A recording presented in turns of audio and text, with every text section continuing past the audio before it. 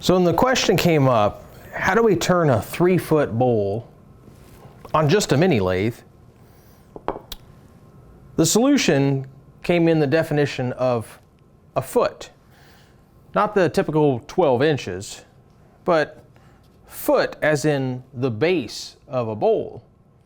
And this particular bowl has 3 feet. Therefore, it is a 3-foot bowl, and yet it can still be turned on a mini lathe.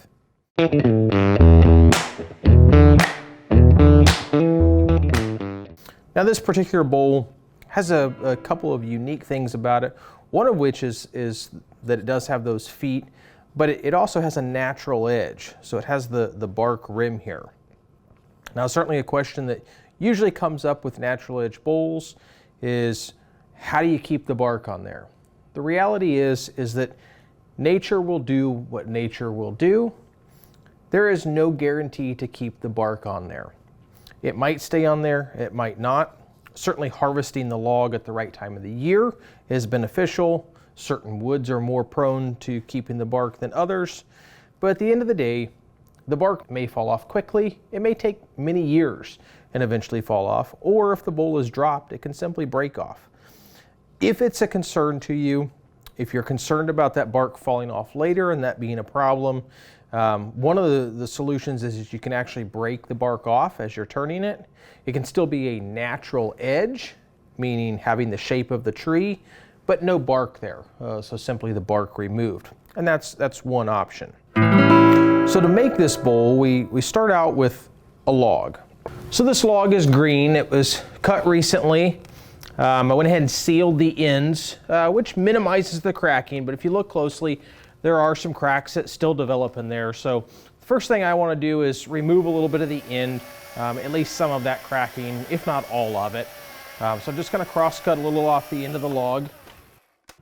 Actually got rid of almost all of the cracking there, but I usually use that little slice there to help me determine the length that I need.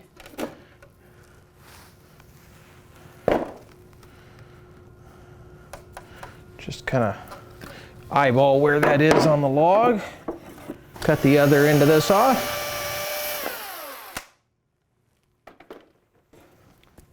So now I've got my log section.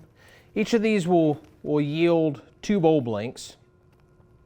So I want to split this down the middle to get each blank. I'm just going to try to orient the best position. So to have this log into 2 bowl blanks, it would be easy to stand the log on its end, use a chainsaw and cut this in half. However, this presents the chain directly into end grain and produces pure dust throughout the entire cut. It's a kind of long, laborious cut. If you lay the log down,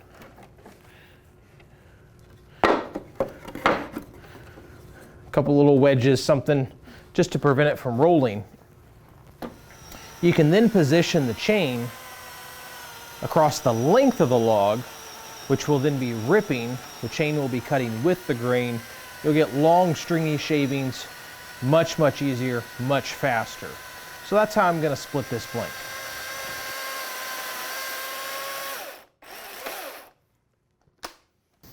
You can pretty much see how you would create where this bowl is in this log. And orient it in this fashion uses the majority of the log, minimal waste, and it's very efficient. But in order to get this natural edge, you actually need to change the orientation of the bowl blank within the log. So this natural edge bowl blank is oriented like this in the log. Now, orienting the bowl in this manner presents a few challenges, and the first of those challenges is actually mounting this bowl blank to the lathe. Typically, this flat surface on this side makes a good starting mounting point, whether or not you're using a chuck, a screw center, faceplate, whatever it may be. So one of the options here is to actually hold this between centers. The center points can penetrate through the bark and hold this securely. However, that puts the tailstock directly in the path of the tool for a lot of the cuts. So the method that I've chosen to approach this is by using a faceplate and by mounting the bowl in simply one orientation. So I'm going to actually attach the faceplate to the base of the bowl, mount it to the lathe, and turn the outside and the inside in one orientation. That simplifies the mounting process because I have a flat surface that I can easily screw the faceplate to. And most lathes come with a faceplate, so it's a good starting point using some of the stuff you already have, as chucks these days have kind of taken over in the world of wood turning and become the go-to. Faceplates still have a purpose and certainly can be used. So the next step to turn this log into a bowl is to cut it round. It's going to be a lot faster to bandsaw this round than it will be to turn it. So in order to bandsaw it round, it's going to be very difficult to draw a circle on the bark edge here. And if I draw a circle on this face, it's problematic trying to bandsaw this because the log will roll as I'm trying to cut. So the best way is to lay the log down flat so it's secure, and then just use a little template. I make up little plywood templates out of just scrap plywood. You can use cardboard as well. This particular one happens to be 7.5 inches, and I just label them when I make them so I know what size they are, save them for the future when I want to make that bowl again. So I just use a little nail to hold it centered on there, and that just gives me a circular template to follow with the bandsaw blade. And if you do happen to cut into the template, that's not a problem. Chew it up too much, you can make a new one.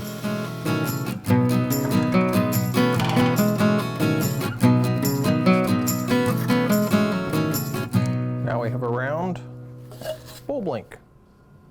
And in order to mount the faceplate, I'm just going to flip that template over. Just roughly center it up. And I'll use the nail to mark the center point. Then I have a 3-inch faceplate, so I've set up a compass, draw a 3-inch circle so that I can center my faceplate. Now a few screws. I prefer sheet metal screws. The threads are a little thinner, tend to bite in a little bit better. And then simply thread the faceplate onto the headstock. So for turning this bowl, we're going to use 2 bowl gouges that are distinctly very different shaped, have very different geometries. So the profile of a bowl gouge typically refers to the shape at the end.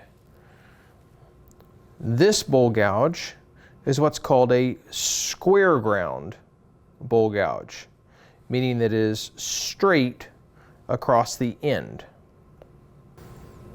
This bowl gouge is called a fingernail ground bowl gouge, meaning that it has a swept back fingernail profile.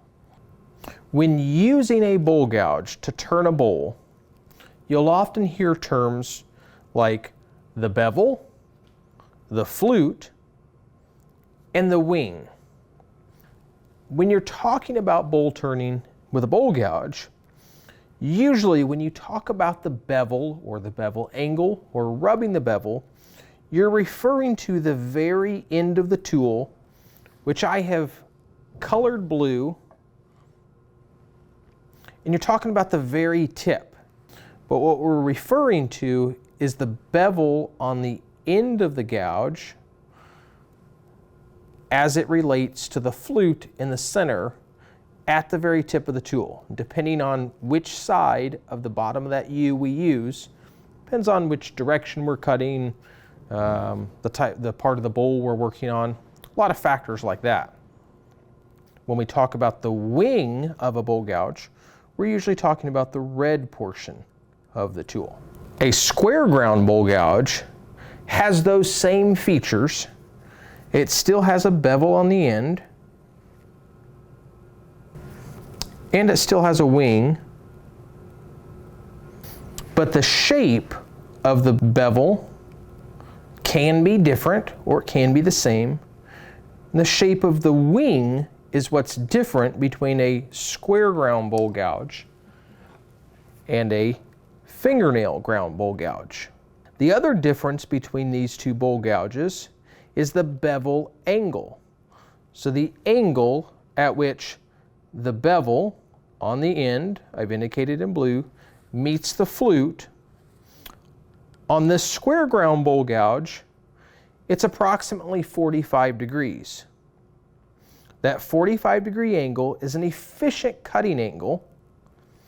So anytime that we're rubbing the bevel, that's going to be the easiest tool to cut with, which generally translates into the nicest quality cut. The bevel on the fingernail ground tool is about 80 degrees. Again, measured from the end of the tool to the bottom of the flute. That's the bevel angle. Now, if you think about a wedge, you think about an 80-degree bevel, trying to push that across a piece of wood is very, very difficult. So, using a very steep bevel angle, close to 80 degrees, is more difficult. Usually results in a cut that's not quite as clean. Sometimes it can induce a little bouncing to the cut and make it more difficult to control. However, as you'll see in different parts of the bowl, that angle is really kind of required because of the shapes that we're working with. So with the bowl blank mounted on the faceplate on the headstock, I'm ready to shape the outside. I'm going to do a lot of that shaping with the fingernail ground bowl gouge. I'm going to use the fingernail profile because the fingernail profile allows me to use the wing in order to drag it across the wood scraping.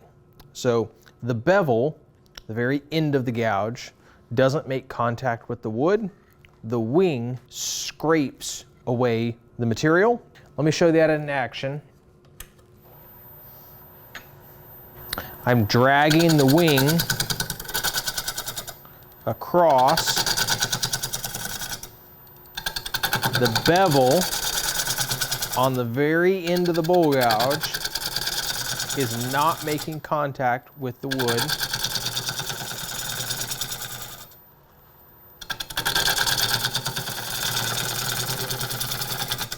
And I have the flute rolled over mostly all the way.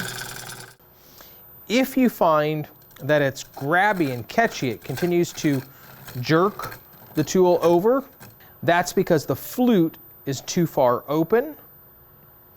So simply close the flute off more. Every time you get a catch, pay attention to what happens at the end of that catch, the result, not to the wood, but the result to the tool. And usually the position that it puts the tool into, which would then be rolled over, is a position that it says, hey, this is safe, this is comfortable, this isn't grabby. So by rolling that flute over further, it's going to be less aggressive, but it's not going to be catchy. It's not going to be grabby. And you can roll the flute over until the point that the wing on the other side begins to touch the wood. So as long as you don't have it rolled over so far that you're cutting with the wing on this side of the gouge, you're only using the wing on the lower side of the gouge, it's fine to keep it rolled way over. But it is okay to open the flute up a little bit and be a little more aggressive. So typically you want to shape a bowl in this manner, the outside from the base of the bowl to the rim of the bowl, because you want to work with the grain. So if you think about a tree, a log, a bowl blank, like a bundle of straws, it's really what a tree is, a big bundle of straws. This is how the bundle of straws is oriented currently. As you're trying to shape the outside of these straws here, same orientation with the bowl here. As I try to shape this, if I cut from the rim down, you bend straws out of the way and they break.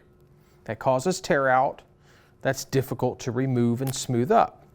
So you need to cut into the grain so that it has support behind it and you can make those clean cuts. So if I were going to take a knife, cut into this bundle of straws, it makes a clean cut. However, when you do a natural edge bowl, one of the problems is that because there's no wood in this area, if essentially you're missing some of the straws here, as you try to cut in this manner, it can often break off pieces of the bark. And it'll happen here and here. The way to combat this and to minimize breaking the bark off, or actually the wood itself, if you've removed the bark, can actually chip the wood off. The way to minimize that is to actually break the rules and to actually cut against the grain. So for the top part of this bowl, I want to cut from the rim down. And I want to do that down to the bottom edge of the bark. However, I don't want to continue cutting the rest of the bowl in that orientation for two reasons. Number one, I am fighting the grain at that point. And as the curve comes around, I'm fighting more of the end grain as that curve comes further around. In fact, up here on the rim, I'm really right across the end of those straws. But as the curve tightens, then I'm approaching the end of the straws more and more. That's why I want to cut away in that orientation. So I'm going to switch from scraping with the wing to rubbing the bevel. So when I rub the bevel, I'm going to use the end of the bowl gouge and I'm going to push. It's called a push cut. And that's because the motion is taking, since I'm right-handed and I'm holding the tool with my right hand on the handle, I'm literally pushing the bevel against the wood. As I push the bevel against the wood, it cuts in the direction of that bevel. On this particular bowl gouge, because the bevel is about an 80-degree angle, if I push the tool forward in this orientation, it will cut at an 80-degree angle in that direction, so kind of parallel to my tool rest. As I push, it will cut in this direction. But if you've ever tried to push an 80-degree wedge, that's very, very difficult. So this is the case where you want a much smaller bevel angle, whether or not it's fingernail ground or square ground, you want a smaller bevel angle, something like 45 degrees. Because this is natural edge, it's uneven, it will always be uneven.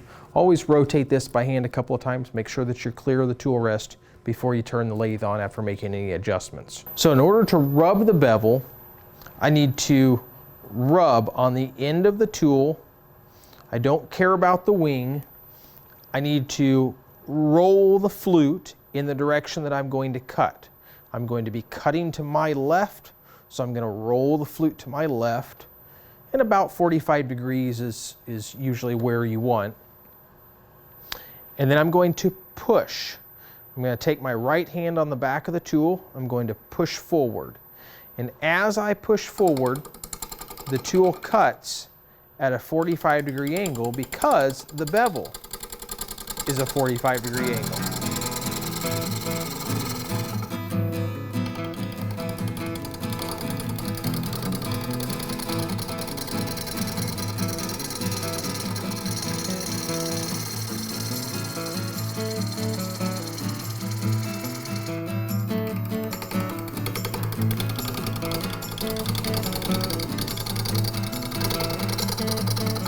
The only motion is pushing with my right hand.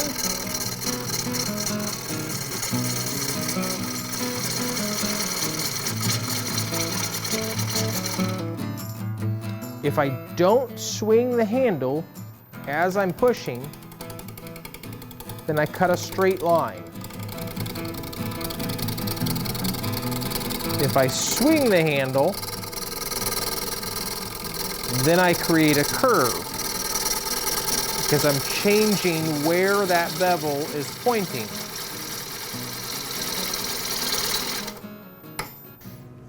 And so that's as far as I still have some more to go, but in terms of depth of the bowl, this is as far down as I want to cut in that direction because again, I'm cutting against the grain in order to preserve the natural edge.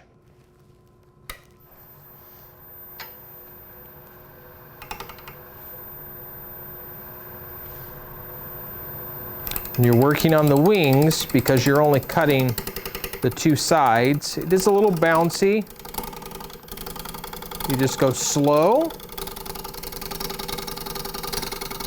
Use your thumb of your left hand to put downward pressure on the tool rest, stabilizing the tool.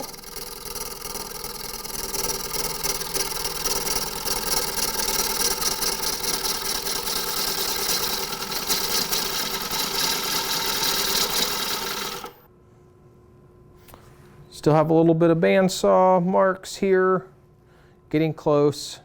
Didn't quite get down below the bark. So I do need to continue this a little bit further. So I'm making my last couple of finishing cuts at the top. I'm going to remove a little more of this waste.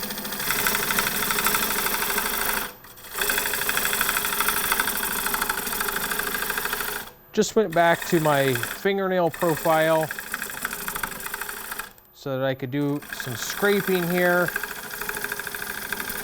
Just quickly removing some of the wood that's in my way.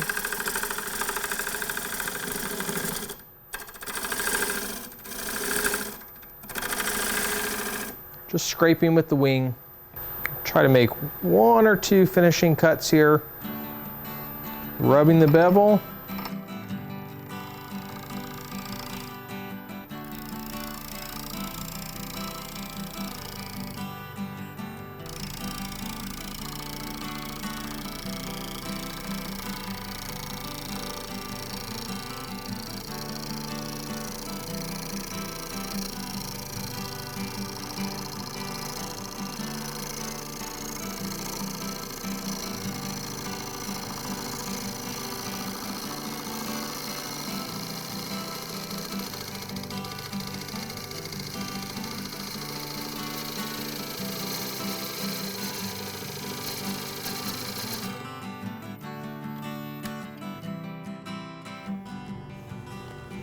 Just cut down below the bark there. Looks pretty good. I got just a little bit of tear out left there. Probably actually sharpen the gouge one more time, make one more finish cut. So I'm just going to do more scraping, shaping the lower portion of the bowl.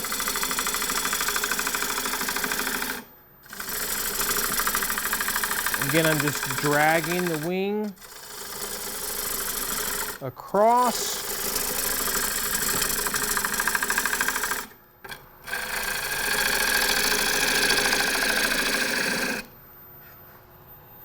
And as I approach my finished cuts, sharpen tool again. Keeping the tool sharp makes it cut as smooth as possible.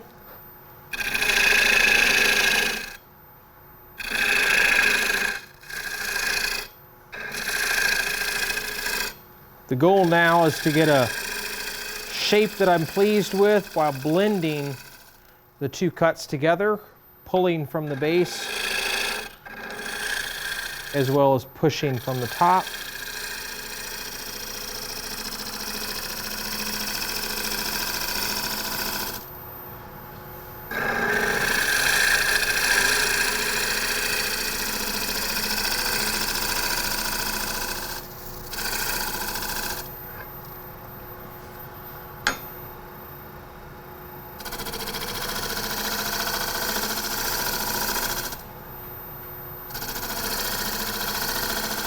As I'm shaping the bowl, I watch the profile on the back side.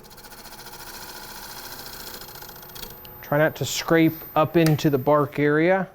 So I try to stop right at my line there. You can actually see a sheen difference in the wood there, but trying to blend that curve.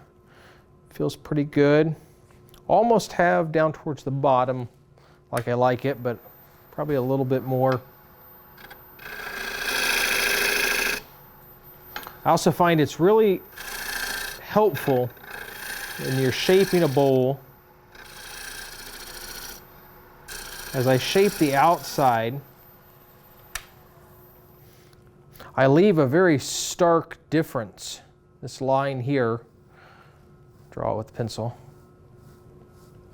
between this here that hasn't been shaped, is waste, combination of both, and this which has been shaped, because later on, as I'm trying to follow the curve of that bowl, if I leave those two areas blended, not a stark contrast, a transition between the two, then my eye has a hard time figuring out, well, where does this curve stop and the waist curve begin? Well, here it's very clear, this is where my finished curve stops, and then it continues on inside of here. We'll see more of that later. Hollowing the bowl is really like any other bowl at this point. All of my cuts are going to be from the rim towards the center in terms of direction, but the majority of the material to remove is near the center. So I'll start there. Each cut, I get closer and closer to the actual rim.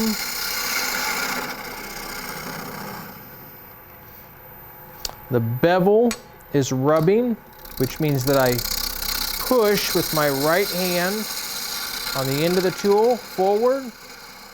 And in order to create a curve, I swing the handle.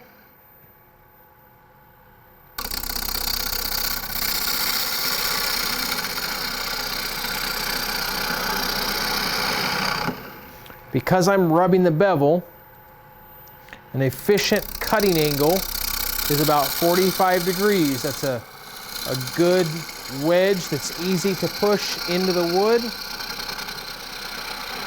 Leaves a clean cut, lasts a while. You can certainly do this with a fingernail ground bowl gouge that had the same bevel angle, 45 degrees. And it would work the same. You keep the flute open to about 45 degrees in the direction that you're cutting.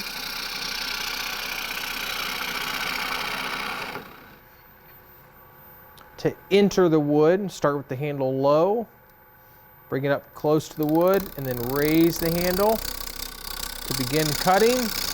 Then push your right hand on the end. The left hand just puts pressure down on the tool rest. The right hand pushes. The right hand swings.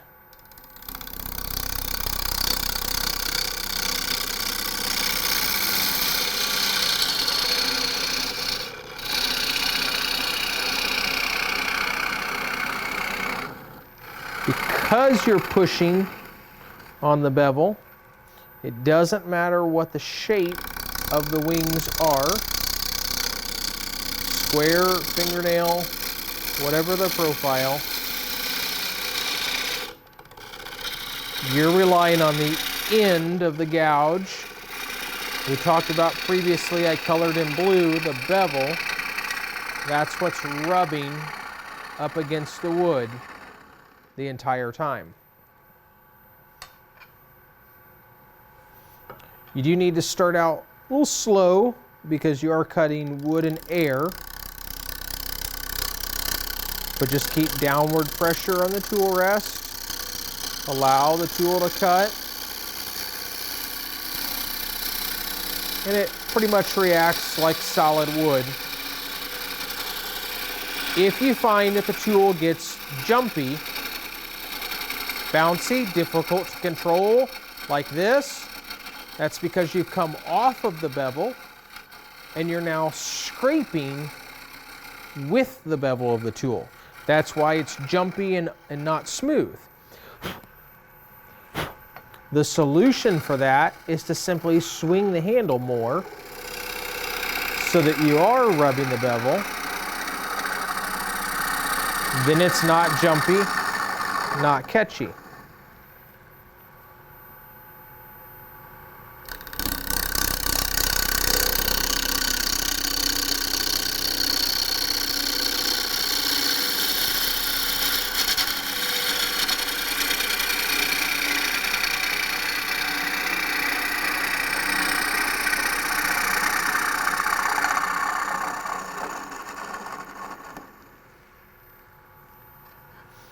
If you look closely at this cut, you'll notice that the right hand wing is where all the shavings are coming from. Which then makes you think, well, I thought we were rubbing the bevel, we weren't concerned about the wing. The wing is cutting, but we're not concerned with it. The bevel on the end, and it is difficult to see, but the bevel on the end of the gouge is what's rubbing, that's what's supporting, and that's where the sever between the bowl that we're keeping and the shaving that we're getting rid of happens. The wing that is to the side of that doesn't matter really what it's doing.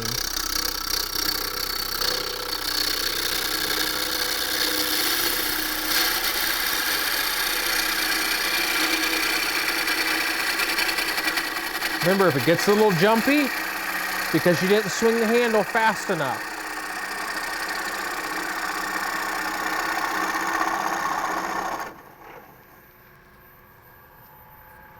Now, swinging the handle fast enough, that doesn't mean to swing the handle in a quick jerk. It means fast in relation to the pressure that you're putting forward with your right hand.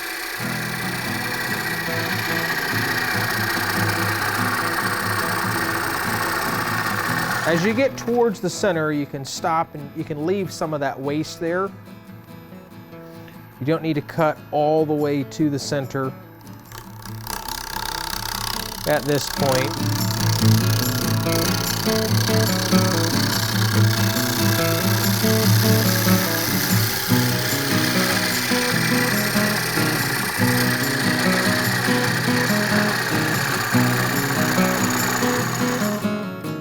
Just stop short of the last cut a little bit each time. Getting close to my finished cut.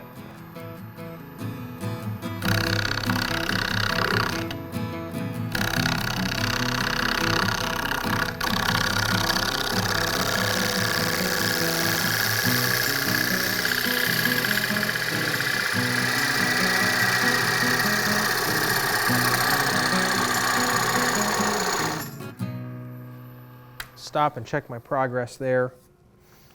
Now, one of the advantages to a natural edge bowl is that for the depth of the bark, you can use the bark edge as a thickness gauge to determine if you're a consistent thickness. You want a bowl that has a consistent thickness because it will dry more uniformly, minimizing the chances that it cracks. So I have a fairly even bark edge, which means I have a fairly even wall thickness throughout there. And then down below the bark, that's where it gets a little bit of a guessing game. So to measure the wall thickness, I use the outside calipers, and I just set them to, about the thickness there at the rim. And then as I follow down, you have to keep the calipers perpendicular to the surface of the wood. You can see it dips down, there's a gap here between the outside leg of the caliper and the outside of the bowl, so it gets a little thinner there, then it gets a little thicker and I can't actually go any further. So if I adjust them so that they fit down here at the base, That's as far as I've turned the outside shape. And then I compare that. Here I've got a heavy 1/8 of an inch to take out of the bottom, right there, to bring it down to that thickness. And then we're more like really heavy 1/16 out here. So just a little variation in there. I've been sharpening my bowl gouge frequently, particularly as I get towards my finished cuts here.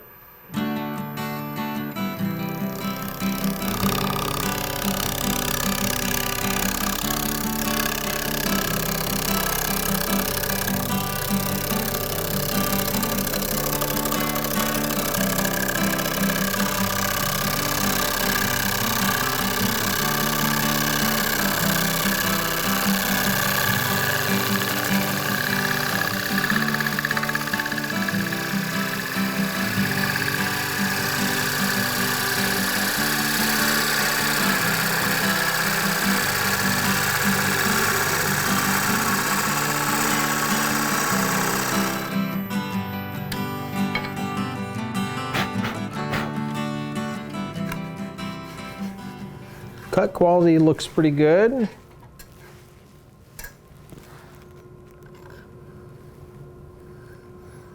So that's really good and consistent as far as I have turned there. Now as I get towards the center of the bowl, in order to continue this curve around with a 45-degree bevel, no matter the profile on the end, whether or not it's fingernail ground or square ground, the 45-degree bevel that cuts so cleanly on the bowl was easy to cut with.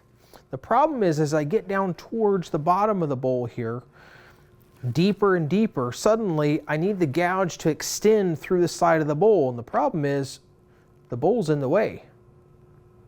So since I can't remove the bowl in order to fit the gouge in there, I have to change the bevel angle. So this is the reasoning for having a bowl gouge with a steeper bevel angle.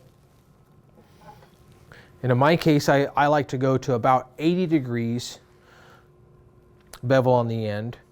And that 80-degree angle allows me to complete the cut at the bottom while the handle is swung very little away from the bed of the lathe. So I can get very deep down inside the bowl while still rubbing the bevel.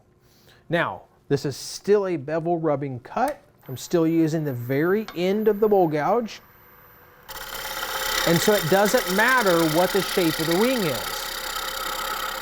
I could certainly make a square ground bowl gouge with the same bevel angle. Some catalogs, those are sold as bottom bowl gouges. And again, the square grind, there's nothing wrong with it. Works just fine. For this cut, you don't need the fingernail profile, but because I needed a fingernail profile on the outside, I chose to make one of my gouges square ground and one fingernail. I also chose this bowl gouge a little bit larger than the other. My other bowl gouge was what I call a 3/8 inch bowl gouge. That's a 3/8 inch. This is a 3/8 inch measured on the European system of measurement, which means it's about 3/8 of an inch across the width of the flute. That also means it's a 1/2 inch diameter bar. This bowl gouge is what's called a 1/2 inch bowl gouge, or it's a 5/8 inch diameter bar. And the reason I chose a stiffer gouge here is because as I get to the bottom of the bowl, I'm extending out over the tool rest a little bit further, and that thinner bowl gouge can flex a little. The steel itself will actually flex. Now you can certainly adjust the tool rest inside the bowl a little bit, and I will do that so it's not extending as far. But still, inside the bowl, I'm not able to position the tool rest as close to the wood is on the outside. So that's where a thicker bowl gouge is beneficial. I double checked that that swung without hitting the tool rest first. So you can see my motions here. They are the same, but my handle is in a different position. When I get to the bottom of the bowl, and I have plenty of clearance between the tool itself and the rim of the bowl.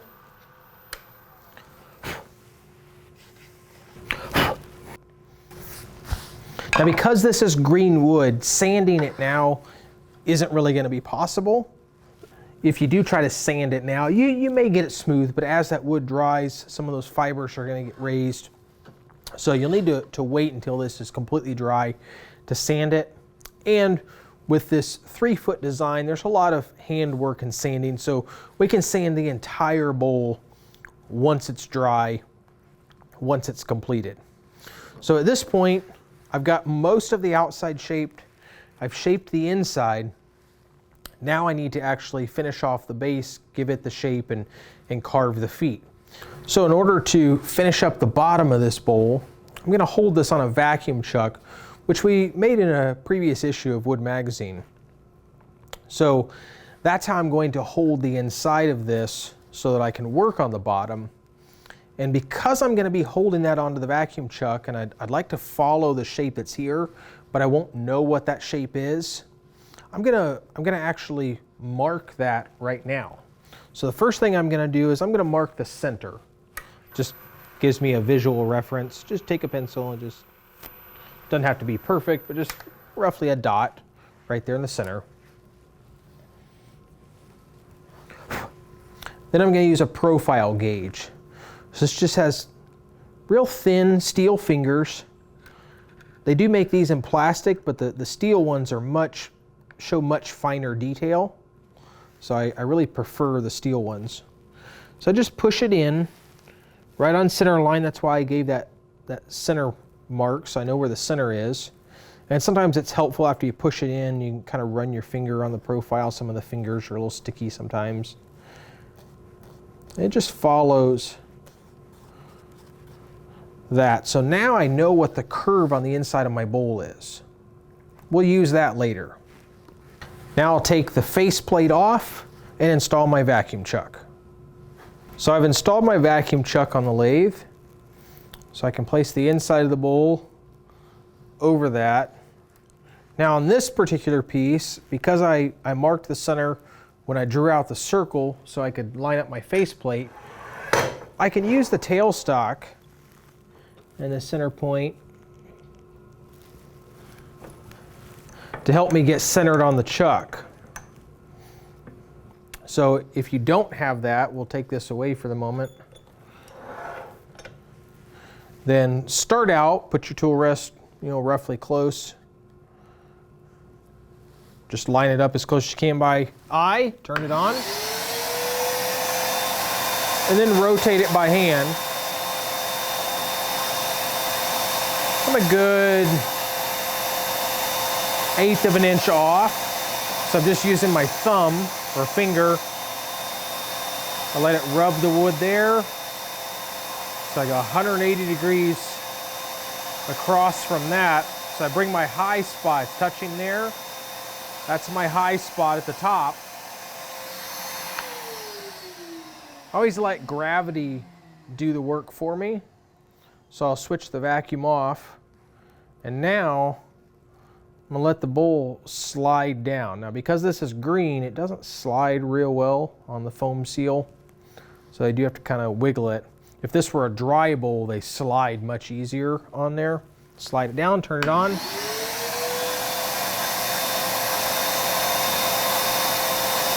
And that's pretty close with my finger. But I can also use the same technique, but with a pencil. If I lay it on the tool rest, just let the pencil slowly creep up until it taps the wood. There's my high spot, straight up.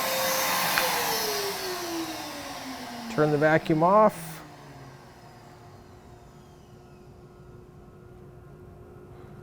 And just drop it down just a tiny bit. Turn it back on.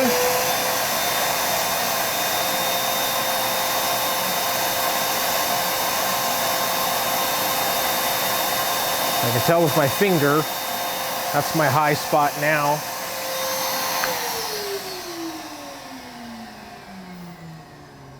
You may not get it exact, but you can certainly get close.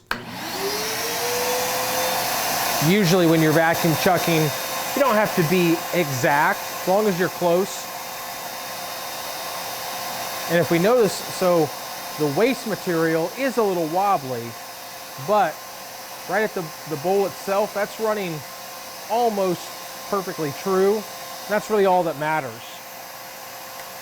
So whether or not you have your center point or not, that's how you can line something up on the vacuum chuck. I'm going to go ahead and place the tailstock in place just to help hold it on here. I can be a little more aggressive in removing some of this waste material before I remove the tailstock completely and finish up the bottom.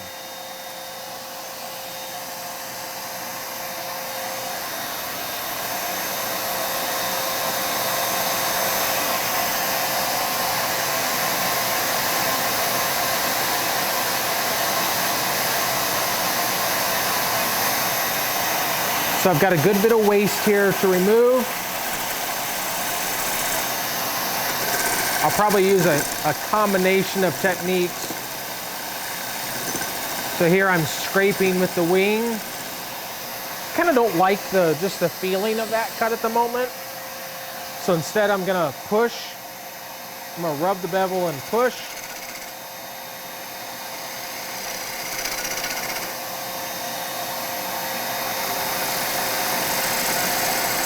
One of the reasons I like this better is because as I'm pushing the handle forward, that pushes the blank onto the vacuum chuck.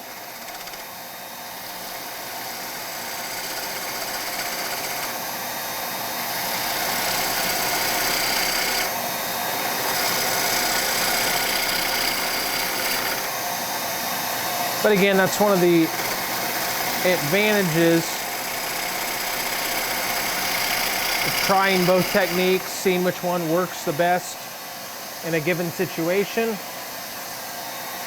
And by leaving the tailstock in place at the moment, I can be a little more aggressive.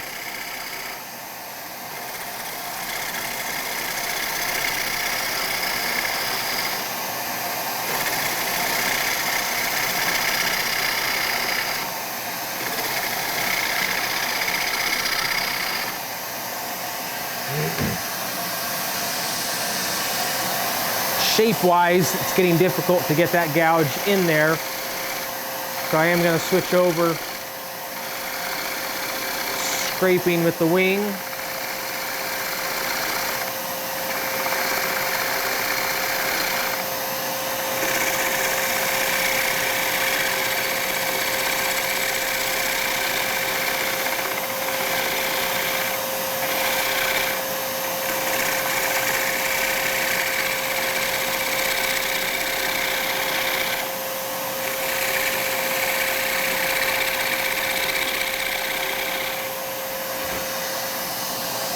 So now I need to remove the tailstock, get it out of my way.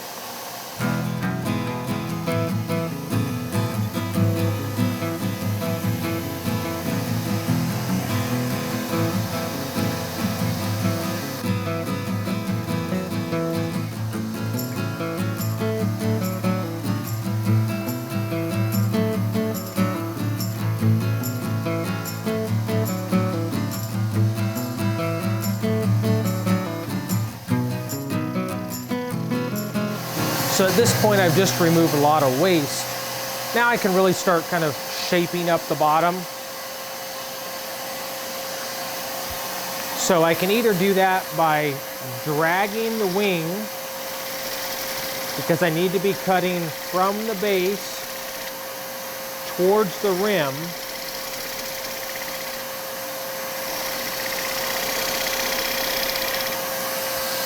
If I choose to rub the bevel, I can do that, especially with the tailstock out of my way now. I can do that. This will yield a slightly cleaner cut. But it's a little less comfortable because I'm swinging the handle away from my body.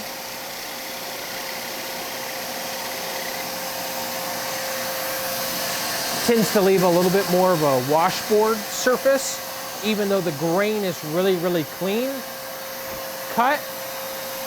Whereas if I scrape with the wing, I'm keeping the handle up against my body. It's much easier to get a smooth surface. So nice, smooth, like runway type surface. However, if you look closely, there might be more tear out in the grain. This is one of the situations where it's just personal preference of what you choose to use. And I can blend into the surface that I turned before.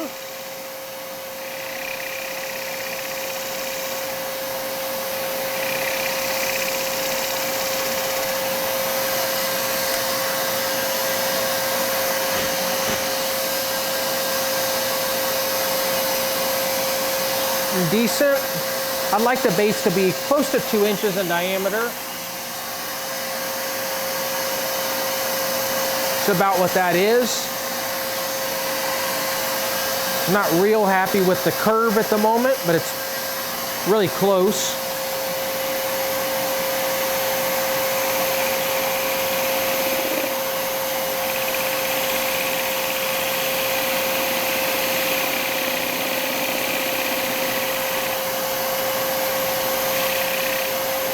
Dropping the handle down, dragging the wing. If you notice the shavings get longer, generally means it's a cleaner cut because it's a shearing angle.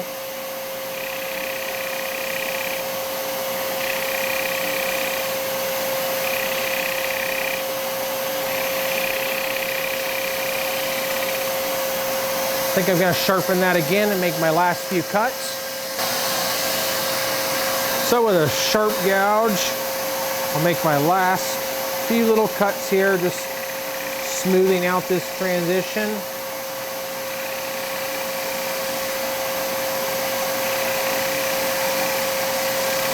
Just a shear scrape, dragging the wing across.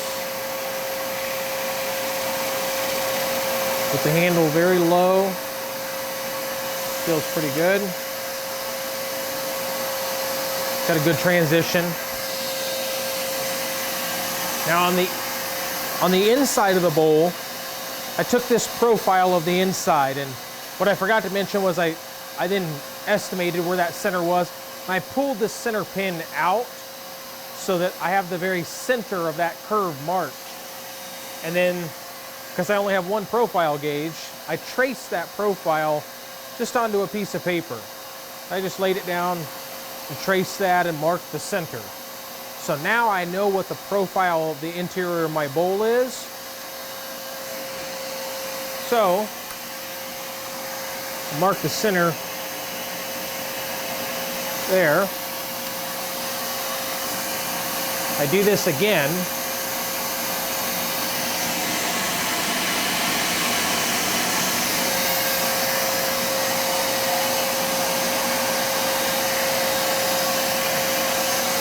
But do it on the outside of my bowl now.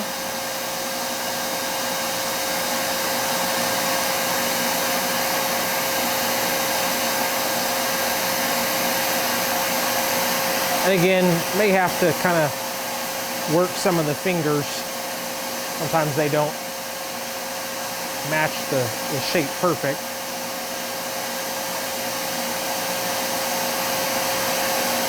Just generally.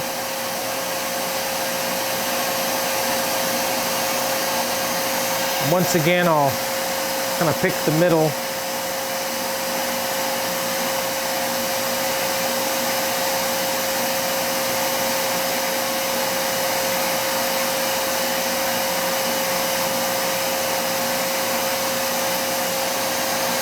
sure.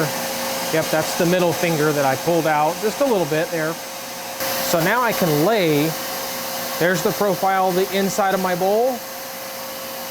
I can lay the outside on here and I can line up the center line and then approximate my wall thickness, and I can see if it's matching the curve or if I need to adjust somewhere.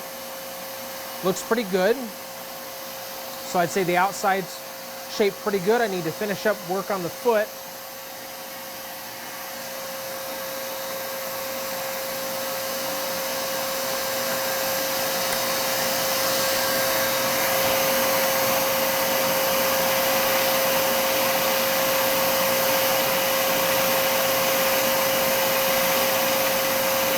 Just a flat little surface there. And then I'm actually going to kind of hollow out the foot as if it's a little miniature bowl. And that's what's going to help me maintain the shape of the inside all the way down here at the bottom after I carve the feet. So I'm using a bowl gouge. I'm making a push cut. It's just like hollowing a bowl, just a tiny bowl. And I could probably do this with either bowl gouge here. For me, it's maybe a little more comfortable with this really steep bevel angle, 80 degrees, because I finish up and I'm still close to the lathe. If I did this with a 45-degree bevel, then when I finish the bottom, my body would have to be moved further away. It's just not quite as comfortable.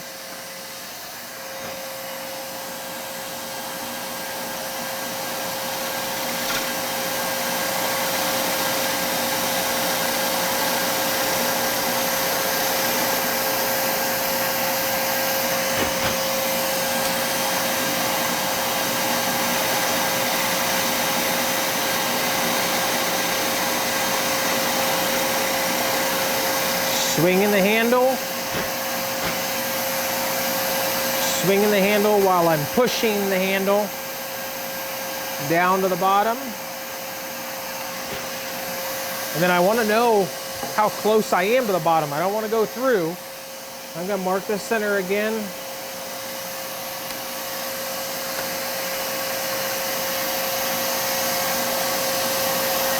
And go back to my profile gauge here. Kind of finish pushing this in. I can leave that center finger out.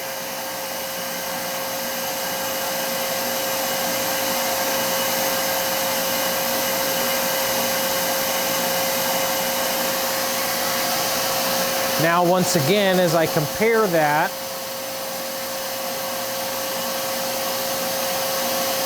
I just line up the thickness of my bowl, the center line. That's maybe just a tiny bit thick in the bottom, at the very bottom, but it's really, really close. I think I'll make one more cut.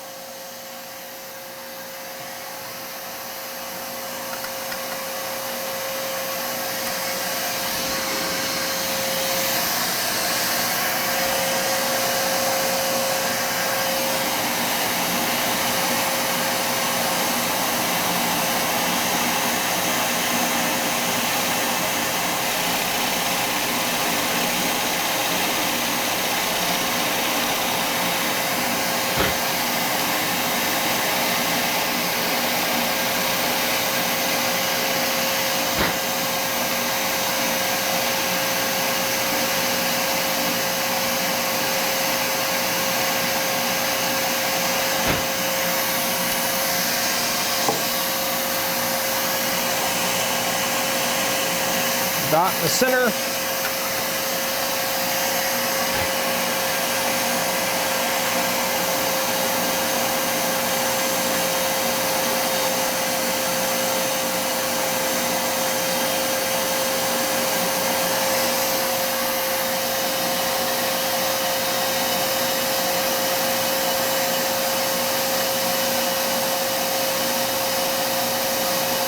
And that's a fairly uniform wall thickness all the way down to the bottom, just with the exception of my feet. So I'd call that good. The only thing that's left to do is now mark where I'm going to carve those feet. Probably the simplest way, if your lathe has an indexing system, is just to use that indexing system.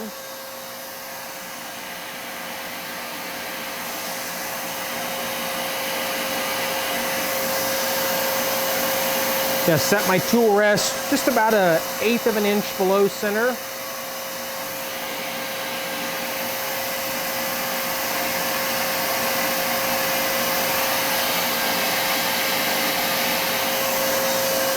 So I've got it in my first location. I'm going to go ahead and make a mark, and I'm actually going to make a mark on both sides. Then I'll go, in this case, 8 positions. So 1, 2, 4, 5, 6, 7, and 8.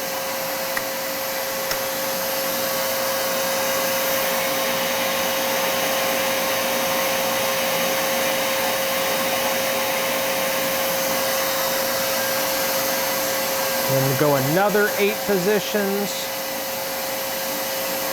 So 16.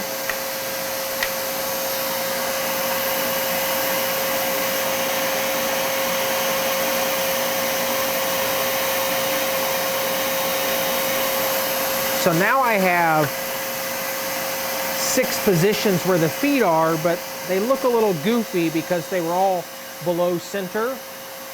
So now, I'm not concerned about the number position. I just need to go 180 degrees to each mark. Right there. That's that position. I'll mark the bottom.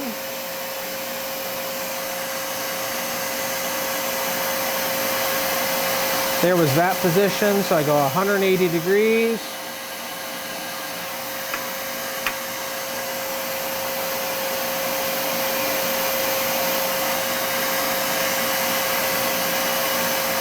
And that's 180 degrees from those 2 lines.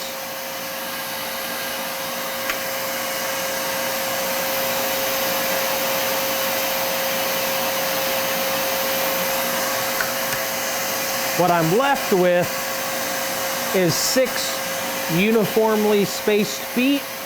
I just want 3, so I'll just choose 1, 2, and 3.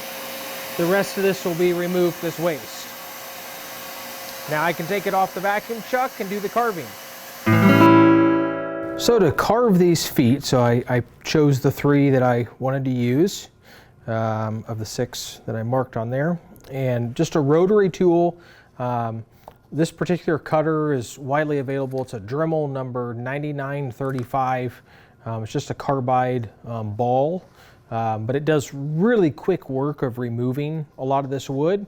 You can certainly do a lot of this with just a drum sander, and I will use a drum sander to smooth it up a little bit, but to remove a lot of the material, one of these carbide cutters does do that in a hurry. And so just a simple rotary tool does work. So I'll just start removing.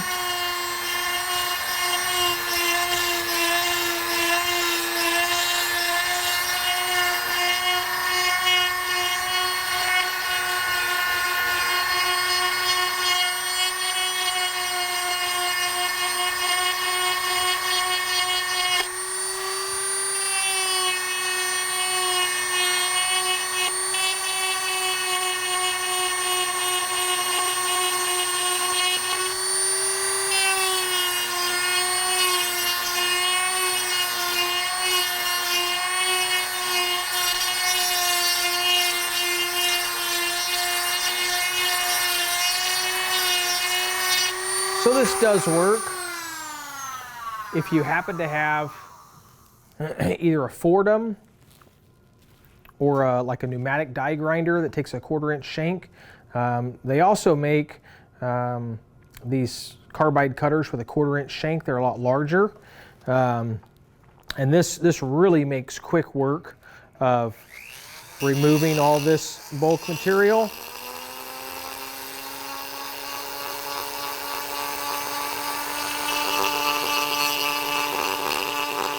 Same technique, just a little faster.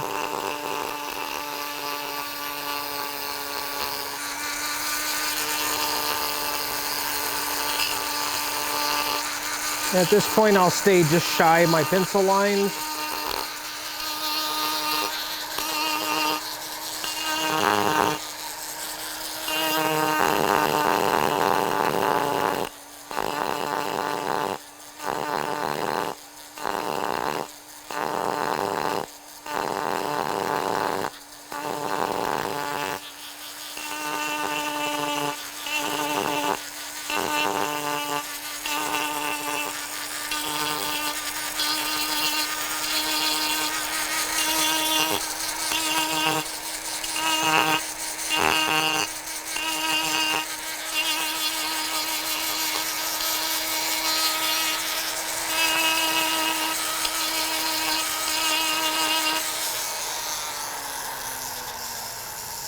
So just do that 3 more times and it'll be shaped. So with the base shaped with the rotary burr, I've switched over to a drum sander now. Just further refine that.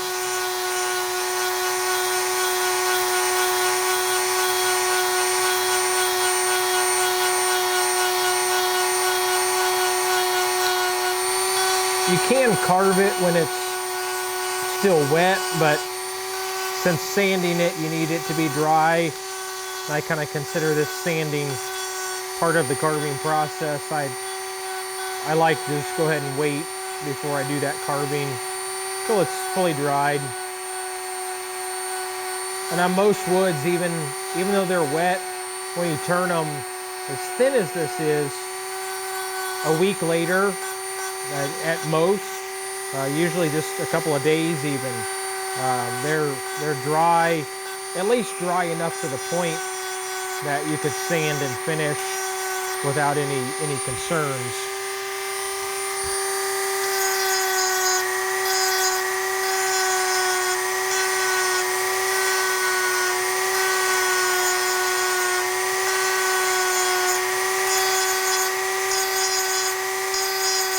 Just blend in my carving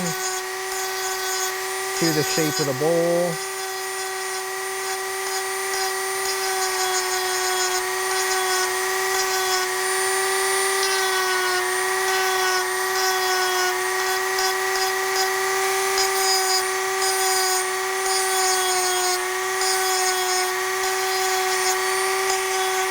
I'm just working up to my pencil lines.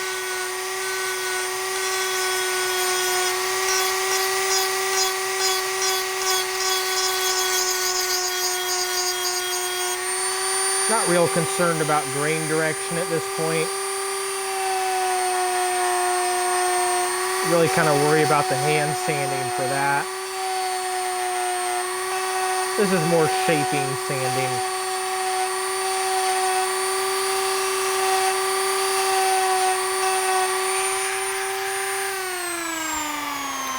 Slow that down.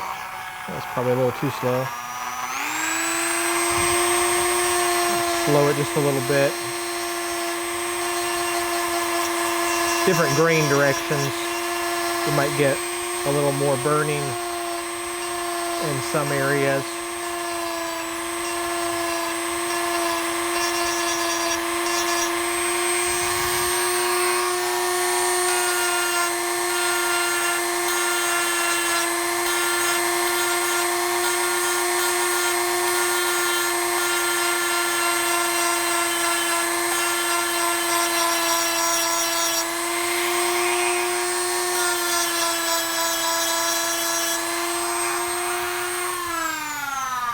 So I'll finish doing that, get this really close, and then I like to switch over to a disc sander and do all the sanding on the inside, the outside, work up around the feet, and then finish those off by hand with some hand work. So to sand this bowl, certainly some hand work, but to really smooth it up and help this a little bit, I really like, this is just a 2-inch Velcro sanding disc. Nice and soft and flexible, and it works equally well on the inside of the bowl as well as the outside. So I like it in the drill press. It just makes it a nice way to hold it, and then I can work the bowl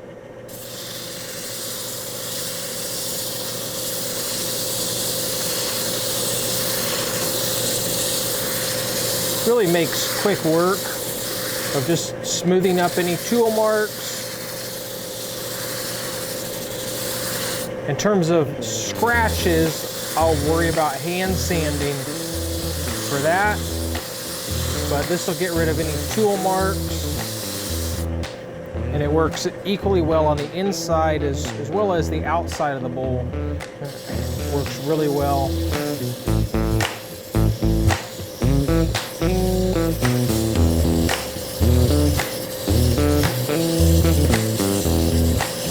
And you can work up around the feet.